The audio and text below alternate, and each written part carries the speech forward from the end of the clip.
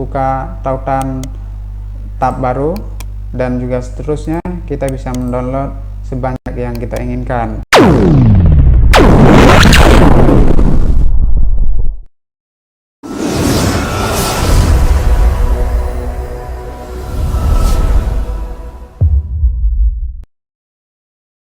Assalamualaikum warahmatullahi wabarakatuh. Kembali jumpa di channel Mazmur Official.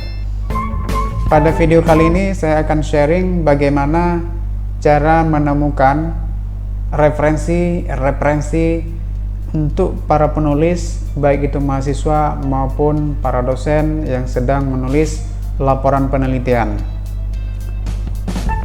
Salah satu mesin pengindeks yang cukup efektif menurut saya, selain dari Google Scholar, selain dari portal Garuda, dan juga selain dari DOAJ, salah satunya adalah Neliti.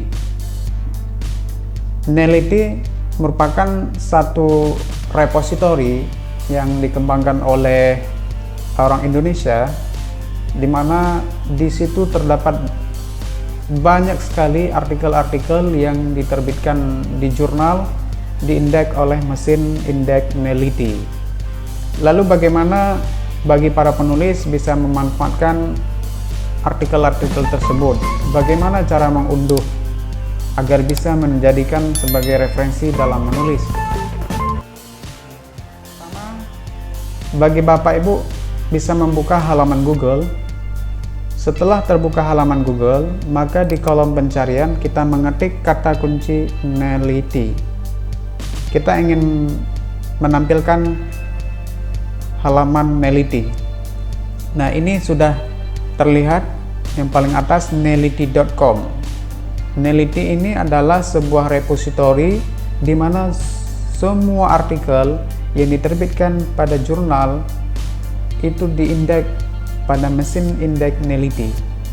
Namun perlu juga saya jelaskan bahwa tidak semua jurnal dari Indonesia yang diindeks di dalam repositori Neliti ini. Sebagian besar dari para pengelola jurnal di Indonesia itu mensubmit atau mensuggest jurnalnya agar setiap artikel yang diterbitkan pada jurnal tersebut diindeks oleh mesin Neliti. Nah, keuntungan bagi para penulis, di sini sudah terkumpul semua artikel baik dalam negeri maupun beberapa jurnal dari luar negeri yang diindeks oleh mesin Neliti ini bisa dicari, di-download secara open dan bisa digunakan untuk disitasi, untuk dijadikan sebagai penelitian relevan, penelitian terkait maupun penelitian-penelitian sebelumnya sebagai dasar argumen dalam menyusun latar belakang penelitian. Berikut cara selanjutnya untuk bisa mendownload. Kita klik link Neliti ini. Setelah terbuka halaman neliti.com, di sini ada satu kolom, di mana di kolom ini kita bisa memasukkan kata kunci, bisa juga memasukkan dengan nama penulis, bisa juga kita masukkan nama institusi, dan juga bisa kita masukkan nama jurnal. Namun saya seringkali menggunakan Neliti ini untuk mencari referensi yang terkait dengan bidang penelitian. Saya menggunakan kata kunci. Kata kunci yang saya gunakan di sini adalah kata kunci yang sesuai dengan kata kunci yang ada pada abstrak, ataupun saya menggunakan kata kunci sesuai dengan variabel yang ada pada judul dari laporan penelitian ataupun artikel ataupun skripsi, tesis, disertasi yang sedang disusun. Bapak Ibu bisa menyesuaikan dengan kata kunci tulisan atau penelitian yang sedang Bapak Ibu lakukan. Silakan masukkan kata kunci di sini, kemudian tekan tombol enter ataupun bisa tekan tombol pencarian ini. Misalnya saya menulis sebuah riset tentang pendidikan matematika, maka saya akan mengetik kata kunci pendidikan matematika. Misalnya saya mengetik Misalnya saya sedang melakukan penelitian pengembangan, riset pengembangan misalnya, maka saya akan mengetik kata kunci pengembangan atau penelitian pengembangan, ataupun bisa juga dengan kata pengembangan. Umpamanya saya ingin mencari referensi yang berkaitan dengan penelitian bahan ajar pembelajaran matematika, maka saya akan mengetik kata kunci pengembangan bahan ajar matematika. Selanjutnya setelah kita ketik ini, tidak perlu habis, bisa cukup sampai kata kunci, maka kita akan mendapatkan banyak judul-judul artikel yang diindeks di dalam Neliti ini sesuai dengan kata kunci yang telah kita ketik di kolom pencarian Neliti. Selanjutnya kita tekan tombol enter ataupun tekan pencarian, maka mesin Neliti ini akan mencari, men-scroll semua judul-judul yang pernah diindeks. Nah, ini kita sudah mendapatkan 82 judul yang sesuai dengan kata kunci yang kita ketik tadi.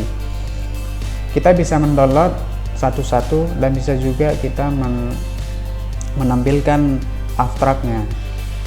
Caranya adalah dengan mengklik, misalnya saya ingin melihat judul yang pertama ini, pengembangan bahan ajar matematika saintifik penemuan terbimbing. Saya bisa mengklik kanan, kemudian pilih atau buka di tautan tab baru. Tujuannya adalah agar kita bisa mendapatkan atau bisa mengunduh artikel-artikel lain sesuai dengan judul ini. Tidak perlu kembali, back, lanjut, dan seterusnya. Cukup kita klik kanan, buka di tautan tab baru.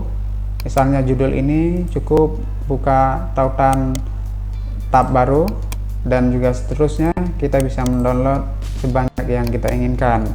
Tentu artikel yang kita cari ini adalah sesuai dengan bidang minat riset kita, sesuai dengan kata kunci yang sedang kita lakukan.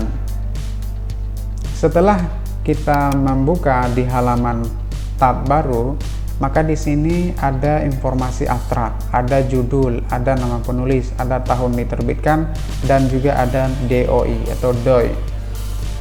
Kemudian ada juga file PDF. Nah, ini sudah nampak halaman abstraknya, dan juga bisa kita lanjutkan ke halaman berikutnya. Misalnya kita ingin mengunduh secara full, maka tinggal kita klik download full text. Ini akan terunduh file PDF-nya, dan kita simpan. Ini sudah terbuka, dan kita klik sekali lagi, yaitu di pojok kanan atas yang ada tulisan unduh atau amplop folder ini. Kita klik agar dia terunduh ke dalam simpanan local disk laptop kita. Berikutnya kita klik lagi, misalnya artikel kedua, kita klik download. Dia akan terbuka halaman file artikel PDF-nya, akan menampilkan file PDF-nya. Kemudian kita klik di pojok kanan atas yang ada tulisan unduh ini, maka akan terunduh.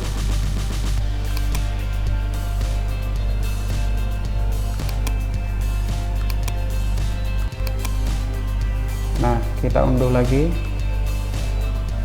kita klik download. Sangat mudah teman-teman untuk mendownload artikel ini, dan artikel ini bisa kita jadikan sebagai landasan dalam menyusun argumen latar belakang penelitian. Dengan sebanyak-banyaknya kita bisa mendownload, sesuaikan dengan kebutuhan jumlah referensi, dan juga sesuaikan dengan kebutuhan dalam menyusun skripsi, tesis maupun disertasi. Seperti itu teman-teman cara mendownloadnya, sangat mudah sekali. Jadi jangan panik dalam menemukan referensi. Sebenarnya referensi itu sekarang sudah open source, bisa didapatkan dengan memanfaatkan mesin indeks jurnal. Karena di dalam mesin indeks jurnal itu kita telah mengumpulkan banyak sekali artikel-artikel yang diterbitkan oleh jurnal. Demikian teman-teman tutorial kali ini, semoga bermanfaat bagi saya pribadi dan juga bagi mahasiswa maupun Bapak Ibu semuanya. Saya akhiri, wassalamualaikum warahmatullahi wabarakatuh.